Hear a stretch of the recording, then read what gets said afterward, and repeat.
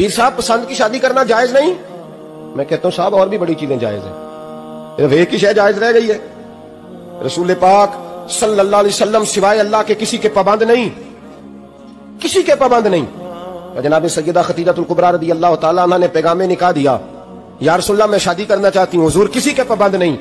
پر میرے محبوب نے فرمایا میرا چچا میرے والد کی جگہ ہے، میں اپنے چاچا سے پوچھ کے تمہیں جواب دوں گا۔ یہ ہے پسند کی شادی جو میرے نبی نے بیان فرمائی ہے۔ تو سارا کچھ کراس کر کر کے گزر جاتا ہے،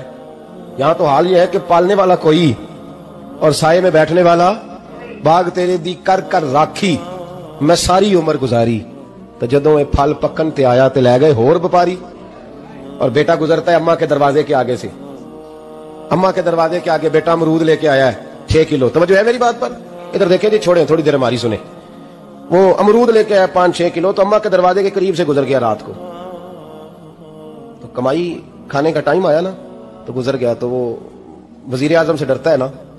تو جا کے بی بی سے کہتا ہے بی کے حقوق دینا بھی رسول اللہ کی سنت ہے، لیکن یہ کیا بات ہوئی، تو نے بیوی اور ماں کا مقابلہ شروع کرا دیا، سمجھ تو صحیح، یہ تیرے لیے کعبے کی جگہ ہے اور تو بیوی کے لیے کعبے کی جگہ ہے، اسے بھی سمجھنا چاہیے، غور کرنا چاہیے۔ 5 کلو امرود لے کے تو ماں کے کمرے کے قریب سے گزر گیا ہے، بیوی کو جا کے کہتا ہے چل آدھا کلو اماں کو بھی دے آ، اس کے کون سے دانت ہیں، تو پلیٹ میں ڈال کے بلائی ہے، تو سمجھا ہی نہیں،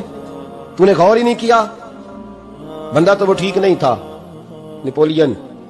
اور کسی نے اس سے پوچھا تھا بتا زندگی میں پیسے لینے کا مزہ کب آیا؟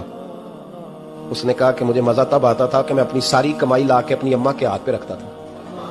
اور پھر جب میں اپنی ماں سے تھوڑا تھوڑا خرچہ لیتا تھا نا، تھوڑا تھوڑا، توجہ ہے میری بات پہ؟ اماں جی 10 روپے دے آ جائے، کہتا جب میں تھوڑا تھوڑا خرچہ لیتا تھا نا، تو مجھے یوں لگتا تھا جیسے میں بادشاہ وقت کے سامنے کھڑا ہوں اور وہ خزانے کا منہ کھول کھول کے مجھے دیتا جا رہا ہے۔ تو اس ذائقے کو سمجھ تو صحیح بھائی، تو اس کو سمجھ تو صحیح بھائی، یاد رکھیں اور غور کریں۔ ماں اور باپ، اور پھر یہ بھی سن لیں، نبی پاک صلی اللہ تعالی علیہ وآلہ وسلم نے ماں باپ کے لیے فرمایا ہما جنتک و نارک، یہی تیری جنت ہے اور یہی تیرے لیے جہنم ہے، اگر یہ راضی ہو گئے تو تیرے لیے جنت ہے،